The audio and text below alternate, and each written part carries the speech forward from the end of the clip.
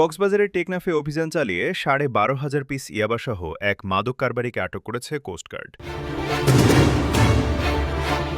রোববার উপজেলার মিঠাপানির ছড়া ঘাট সংলগ্ন মেরিন ড্রাইভ সড়কে গোপন সংবাদের ভিত্তিতে এই অভিযান পরিচালনা করা হয়। অভিযানের সময় সন্দেহভাজন একটি সিএনজি চালিত অটোরিকশা থামিয়ে তল্লাশি চালানো হলে অভিনব কায়দায় লুকিয়ে রাখা ১২,৫০০ পিস ইয়াবা উদ্ধার করা হয়।